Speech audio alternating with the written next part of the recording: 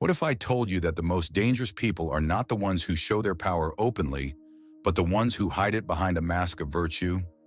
You've met them. You've shaken their hands. You may even love one. Because the most dangerous people in the world aren't hiding in shadows. They're in plain sight. They smile. They flatter. They blend in so well you forget to look closer until it's too late. The predator who wears a halo is far more terrifying than the one with claws. And Niccolo Machiavelli knew that better than anyone. Forget the cartoon version of Machiavelli, the scheming villain stereotype. That's not the real story. Machiavelli didn't glorify cruelty. He exposed it. What he gave us was a brutal lens on power and the psychology behind it. He revealed this truth. Real power is quiet, calculated, masked in morality. The people you should worry about aren't the ones shouting orders. It's the ones who whisper, who pretend to care, who tell you exactly what you want to hear, while steering you exactly where they want you to go. Machiavelli's The Prince isn't a villain's manual. It's a mirror. One that shows us how easy it is for someone to weaponize virtue, empathy, even kindness as tools of control. He wrote about rulers who didn't conquer with swords but with stories. Leaders who wore masks of decency in public, but behind closed doors pulled strings, erased threats, and played long, ruthless games of psychological chess. And here's the uncomfortable part. This isn't just history, it's happening now, around you, maybe even to you. This mindset, Machiavellian strategy, it isn't locked inside the walls of politics or empires. It lives in office meetings, in relationships, in friend groups. It's the co-worker who always plays the victim, but somehow controls the entire room. The supportive partner who isolates you from others, just enough to make you dependent. The friend who undermines you, quietly, consistently, while pretending to lift you up. The most dangerous power isn't aggressive, it's manipulative. And the deeper you fall into their world, the harder it is to recognize what's happening. That's the magic trick. That's the design. You're not supposed to see it until you've already changed who you are to fit what they need. But this goes beyond manipulation. What if I told you the most dangerous minds don't just use people, they don't feel a thing while doing it? Dr. Robert Hare, one of the world's leading experts on psychopathy, discovered a terrifying truth. Not all psychopaths are criminals. Some are running your company. Some are making policy. Some are shaking your hand and looking you in the eye. These aren't killers in basements. These are high-functioning, charming, strategic people who climb social ladders with no conscience and no brakes. They don't feel guilt. They don't feel empathy. They don't feel connection, not in the way you think. But they know how to fake it with precision. They mirror emotions. They mimic warmth. They play whatever role they need to earn your trust. They don't feel your pain. They study it. They are masters of impression management. Their charisma is a mask, worn perfectly, adjusted constantly. And the moment you stop being useful, you're gone, forgotten, erased from their version of the story. That's what makes them so dangerous. You won't see rage. You won't see malice. You'll see charm, confidence, clarity. You'll think they care. You'll believe they're the best thing that ever happened to you until they aren't. So how do you spot them? How do you know whether someone is just ambitious or something far more calculated? It's not in what they say, it's in the patterns. Look for the compulsion, the need to win at all costs, the comfort with dishonesty, the lack of remorse. Look at how they treat people when no one's watching, how they handle power when they think no one's keeping score. They don't just manipulate occasionally. It's their way of being. There's no hesitation, no second guessing. They lie like they breathe. And the moment you start asking questions, they'll flip the script so fast you'll wonder if you're the problem. This is where Carl Jung enters the conversation. Jung believed that the parts of ourselves we refuse to see, the anger, the shame, the envy, the hunger for control, don't disappear. They go underground. They become what he called the shadow. And the more we deny it, the stronger it becomes. When you see someone who seems impossibly composed, always moral, always good. Ask yourself, what are they hiding? Because the most dangerous people are often not the ones who embrace their darkness, but the ones who pretend it doesn't exist at all. The shadow isn't just about evil, it's about repressed truth, unacknowledged emotion. The person who suppresses their rage might one day explode. The person who buries their insecurity might slowly poison the people around them with quiet sabotage. The person who seems too good to be true often is. This is how the shadow works. It hides behind performance. And when people repress their own darkness long enough, it doesn't dissolve, it mutates. You've seen this. The partner who always seems calm until one day they erupt with something terrifying. The boss who's outwardly polite but runs on control and fear. The friend who's nice to your face but drops comments that twist like knives. Human beings evolve to trust. That's not a flaw, it's survival. In early societies, your life literally depended on cooperation. Trust was the glue that held tribes together. Without it, we didn't just lose connection, we lost protection, resources, community. So over generations, our brains were wired to assume good intent, to believe what we see, to give others the benefit of the doubt. And that instinct, which once kept us alive, is now what makes us vulnerable.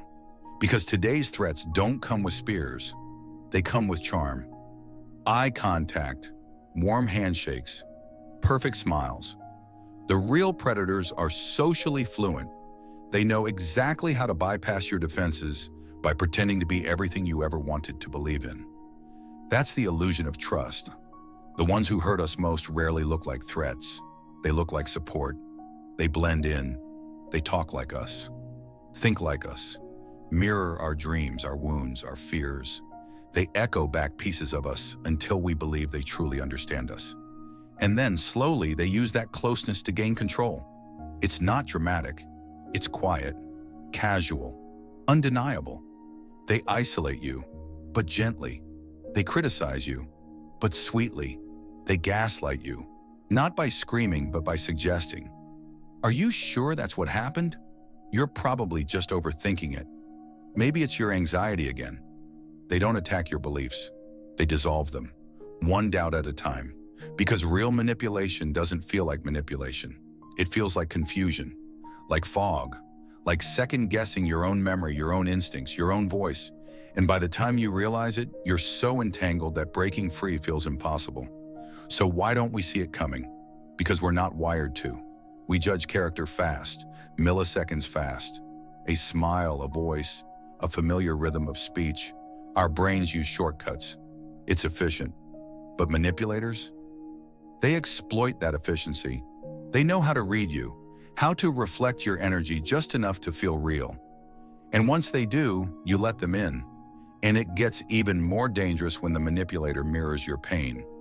If you grew up without safety, they become the protector. If you never felt heard, they hang on your every word.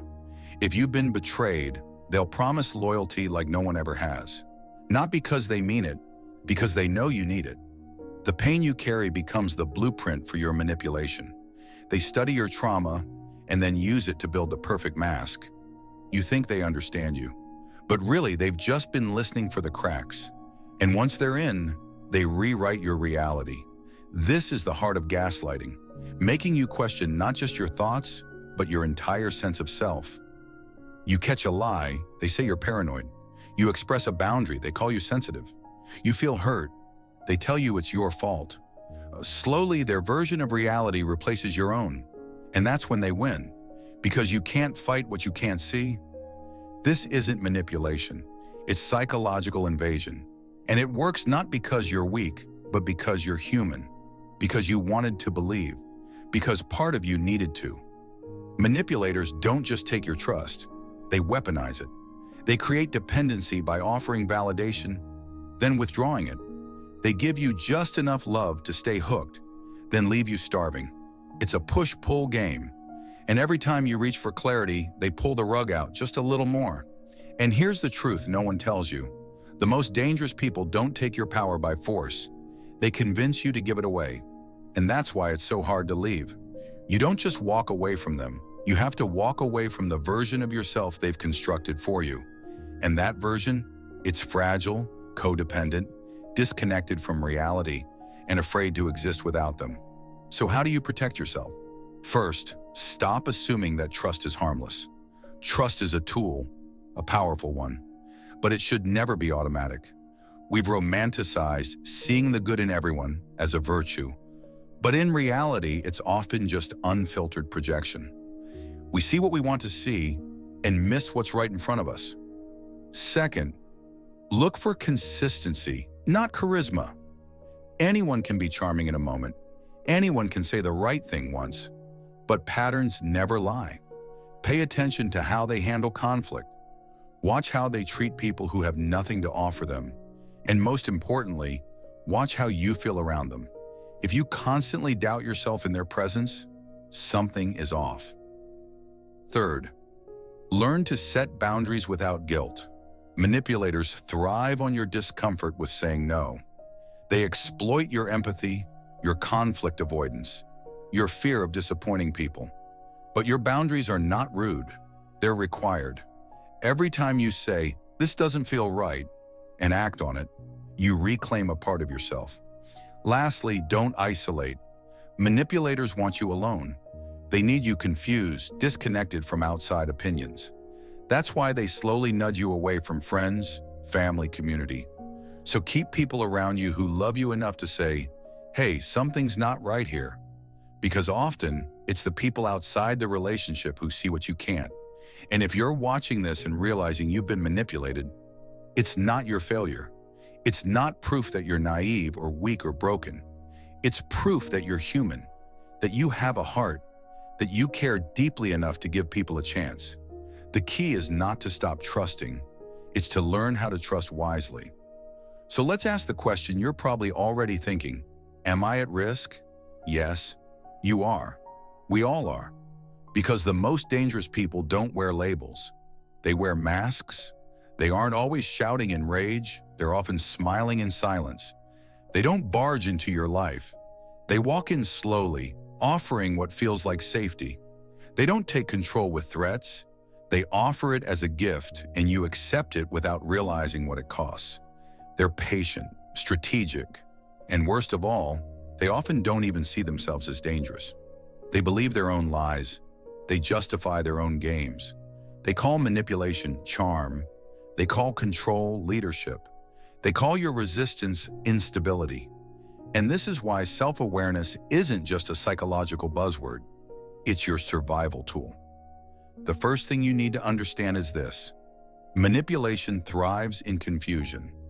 If someone can keep you emotionally unsteady, second-guessing yourself, or constantly trying to earn their approval, they control the narrative. That's the point. They want you spinning, because spinning people don't leave. They don't fight back. They just try harder. The antidote is clarity.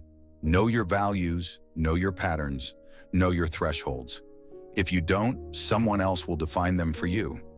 And that someone might not have your best interest in mind. Here's what no manipulator wants you to know.